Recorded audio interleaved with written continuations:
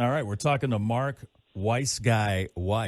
Now, you may not know the name, but you definitely know the man's work. If anyone has ever seen Twisted Sister's Stay Hungry album cover, that was you. Is that right, Mr. Weiss? That's right. It's actually my first album cover I ever did, believe it or not. That was your first? Oh, my God. Yes, oh I my know. God. Right? And D, I talked to D, probably maybe a few years ago, and he didn't know it was my first. He thought the record company and everyone, I've done a bunch of them, and they said, because they've seen all my work in all the magazines like Circus and Hit Parader and Faces. So they've seen all my pictures out there, but they just assumed I was a seasoned photographer that did a bunch of album covers, and I really wasn't. And I kind of went balls out with it, building this whole set after getting the concept. I just loved it. And I knew I had to pull this off, and it became a game changer for me, because after that I started. I think the next album I did was Last Command by Wasp, and then of course Dockin' Under Lock and Key, Night Songs, Slippery When Wet, I'm the Man. So it just kind of snowballed from that one album. That's amazing that was your first. But you got to fake it till you make it, right? Sure, I've done album covers before. No big deal. Yeah. I don't like to lie, so I'll steer the truth a little bit, but in this case, I didn't even know they didn't know it was my first one. So I didn't say, hey, by the way, guys, it's my first album cover. I just went out, with all the confidence that I needed to pull it off. Well, it had the best possible outcome. I mean, the multi-platinum album, iconic photo of Dee Snider, who was featured a lot in your book, The Decade That Rocked. About the 80s and the rock scene. And beautiful book, by the way. Coffee table size, big pages, gorgeous photos, and a lot of fun photos throughout. It's something I would probably throw on the coffee table when my in-laws were coming over and encourage them to take a look at it, just to make their visit a little shorter. Yes, that is Ozzy in drag, But. And you got to steer him to 1982 when I did all those photo shoots for Wii Magazine. So that would definitely scare him out of it. Yes, Wii Magazine. Wow. So the book focuses mostly on the 80s, and it's amazing how much things have changed. What a really different time that was. And you have a lot of people contribute stuff to the book, like I said, Dee Snider, Rob Halford writes the foreword, our own Eddie Trunk. He wrote the afterword to it, some very nice stuff. Nikki Sixx writes a piece in there, and he brings up a point. Then in the 80s, MTV, the beginning, was just starting to come out and was getting huge. Rock radio was just starting to get huge. He mentions that, and people became, what he says, engrossed in bands. And I think it was because it was harder to keep track of those bands, right? Because the only time you got to see them were either it was live or the fledgling MTV, or it was from people like you in magazines that you mentioned, like Creem and Circus, and all of those. And do you think making it easier to see photos, to see bands, to hear their music now, we've got the internet, social media, that has made it less urgent, I guess? There's less of a passion? Yeah. I mean, that decade, it really it kind of paved the way on image and mega success for bands that ended up playing arenas, and kind of set the pavement, because visual imagery was coming out of the box with MTV and the magazines. Now it's all over the place, and there's lots of bands that are playing arenas that I haven't even heard of, and they're good bands, and it's kind of not as romantic as it used to be, because it used to be where, all right, you hear a band, the record company gets behind it, there's videos, you do photo shoots, they're in the magazines, and then they tour. They're opening up for a band like Motley Crue opened up. No one knew who they really were until they went to the US Festival. Then all of a sudden they're on tour with they're on a tour with Ozzy, playing arenas, and then they're doing in-stores, and you get to meet them, and they're on the radio like your show, and it's like a real, you're in high school or grammar school, whatever school you're in, you're wearing the T-shirt, and it's like a family, it's like a union. And now it's kind of the same, but it's like everyone's at home doing it, as opposed to being the only time they're really together is when they're at a concert, and no one knows everyone, So it used to be when you're in high school, you go to the show, everyone's wearing a T-shirt, and you're talking about it. You don't have that interaction anymore. Imagery is important now, because that's how these bands are really making it on the social media. Digital social media is really the magazines of the 80s. people had to work, like fans had to work harder, because now someone could say, like, you brought Motley Crue. So, hey, there's this band Motley Crue. You should check them out. Okay, and you just pull your phone out of your pocket and you can listen to them in seconds. Where back in the 80s, it was still like you maybe read about them in Creem or in Circus. You saw one of your pictures in there. You went to the record store. You said, hey, do you have Kill 'Em All by Metallica? No, we can put it on order. It may take a month to get it, right? So it's like, you had to work, And then you sneak in your magazine to your classmates, and then you trade them under the table, and then you go home and you have your 12-inch and you're reading the liner notes, and it's like I said, it's romantic. It's like a fantasy.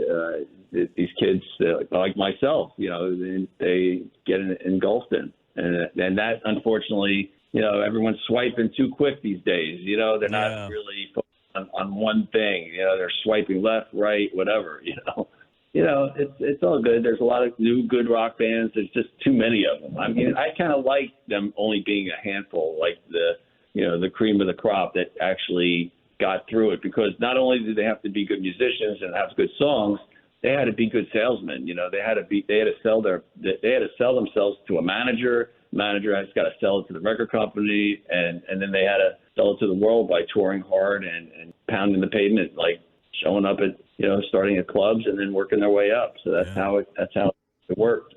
I want to talk about some of the amazing photos you have in the decade that rocked. What I really love is one of my favorites. You have several great photos of Ozzy Osbourne in various modes of dress. He's wearing fishnet stockings here. He's wearing a robe here. My favorite, though, is him with curlers in his hair, dressed like a housewife, ironing the baby on the ironing board. Was that your idea, or is that something he suggested? No, I was working for a magazine called Faces Magazine. I was like the chief photographer. I did all the covers, and I always wanted covers of magazines to be kind of like Rolling Stone, something different, something you remember. So when it was, I guess it was around the Mother's Day, in spring or what have you, and they just released Diary of a Madman. So I was like, let's do Diary of a Mad Housewife, and then that's where the concept came. And then I, said, all right, I'm gonna get all the props, and Sharon put the lipstick on, and she brought baby Amy, and we put Amy. The Amy was kind of like a last minute thing. Amy was there with them, and we had the ironing board. And I said, hey, Sharon, Amy looks a little tired. Let's put her on the ironing board. And she looked at me with a smirk, and we put her down there. And then all of a sudden, Ozzy starts ironing her. It's such a great series of pictures. You really have to kind of build trust in a short amount of time with a subject, I would imagine. I mean, to get them to do something like this. Although, here, clarify this for me first. Is it easier to get the English guys to dress up like a woman than it is the American guys? Well, Ozzy has a great sense of humor. Like when we walked into that photo shoot, I shared the space with a commercial photographer, and in the studio was set up Easter. There was a bunny outfit, and there was an Easter trestle, and with some basket things.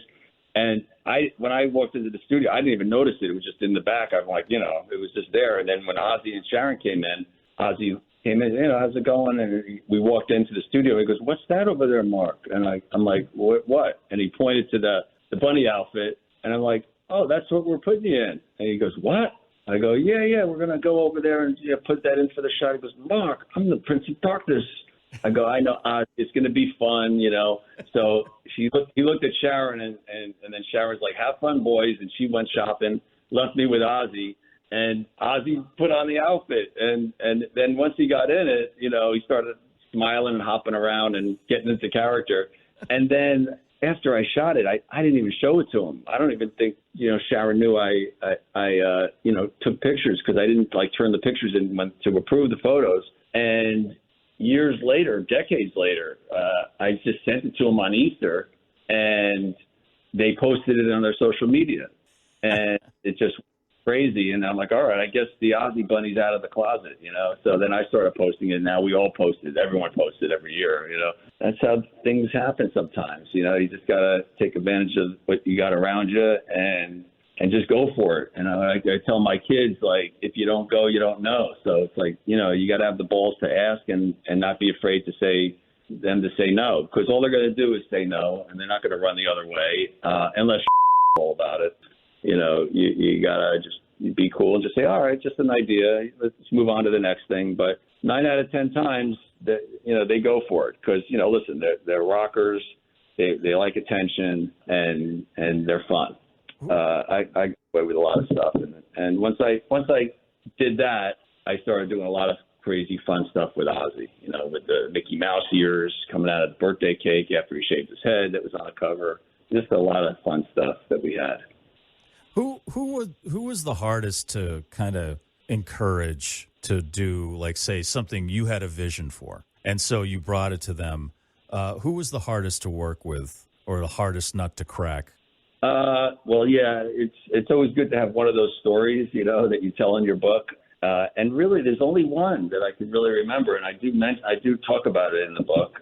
And it was I got hired by the record company to do the album packaging for Danzig's first album. You know, Glenn's first, you know, solo album, I guess you could call it. You know, with the skull on the cover, and they wanted pictures for they were doing a pull-out like centerfold for the album and photos for the, you know, promo and press. So they hired me. I never shot Danzig. I never shot Glenn. And they came up to the studio. I mean, I had a reputation at that point. I think it was 1987. And they came up to my studio in New York. And they just came here. You know, they looked cool. They were kind of ready to go. And I started posing them. You know, I put Glenn in front. He's smaller than all the other guys. The other guys are like 6 foot, and Glenn's like 5'4" or 5'5". I don't know. And so I was working my photo magic by positioning him forward with the long lens, and then he looks just as big as them. So, you know, I'm just doing my thing, and I wasn't getting much emotion out of them, but they were just being like, you know, very hard, and that's their image. So they didn't really crack that look, that image.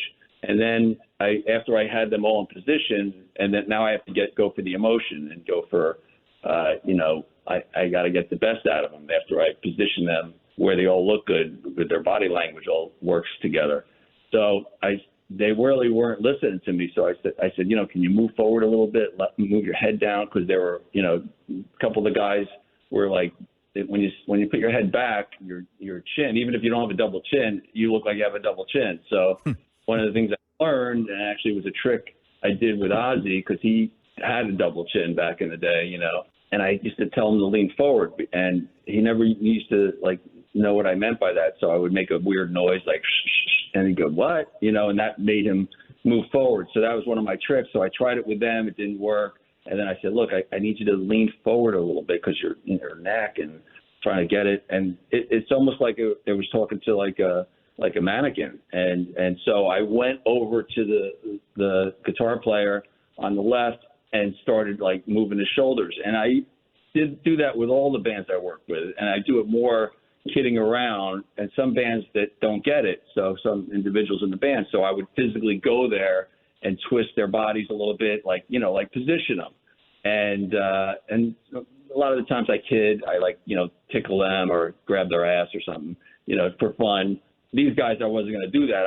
It was serious business. And as I touched the first guy, and then he kind of let me do it. And then when I went to Glenn, he said, don't touch me. Oh, God. I'm like, I said, what? He goes, so then we took a few pictures, and I said, okay, we got it. And then they left. And then the next day, when I called the art director and I said, you know, had the guys like the pictures, he goes, well, the guys love the photos, but they don't like you. Oh, so I said, oh, okay. And then I kind of told him what happened. He's like, oh, you shouldn't have touched Glenn. I said, okay, thanks for telling me ahead of time, you know. But anyway, so that's my little story.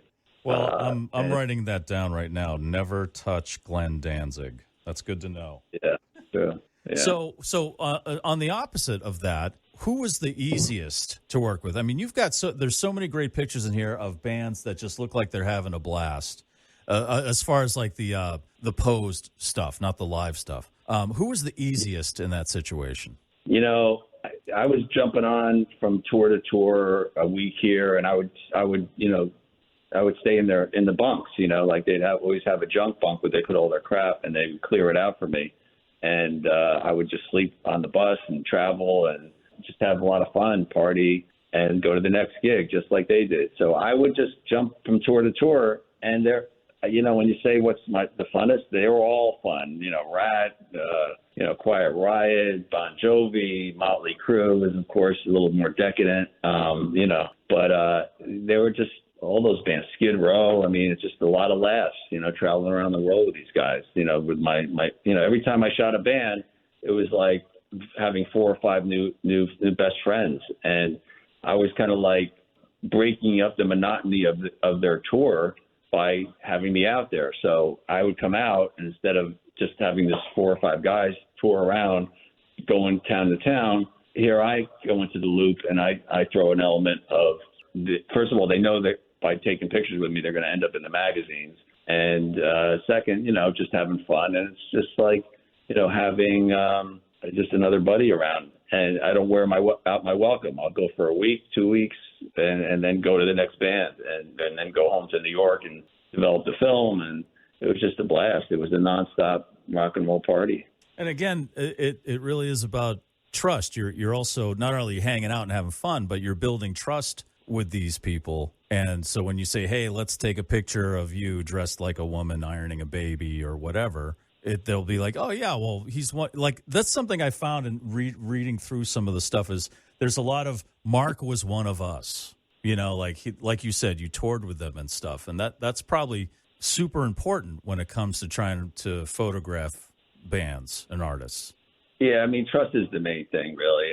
And you know, look, we were all cut from the same cloth. We all loved like bands from the 70s. That's where I started, you know, going to Peter Frampton, Ted Nugent, Aerosmith, Kiss, Zeppelin, old Queen, all these bands. Like most of those bands that are in the book, those are their go-to bands back when they were kind of growing up. So we all loved the same music, and then that decade just created their own genre, and it just took it to that next decade that rocked. And it was just a camaraderie. Even the fans. I mean, the fans today is amazing. You know, when I go to concerts, now there's young kids because of bands like Motley and Def Leppard and Guns N' Roses, and you know the bands that are selling out stadiums and arenas.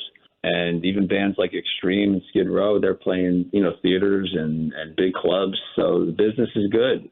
You know, Slaughter's doing great. Quiet Riot. I mean, they're all doing great. So the fans, I always talk to the fans. I always like taking pictures of the fans, just seeing their faces, and it's just like no other genre, no other decade. And I think right now that demographics like 45, 50 to 60 ish is it's like they're forever young, and I feel the same way.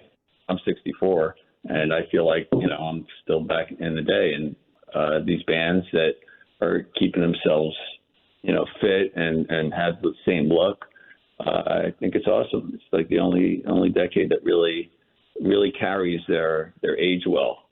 Do you carry a camera with you at all times? Like even when you're not working, you're just like going to the drugstore or whatever, and are you someone who's always prepared?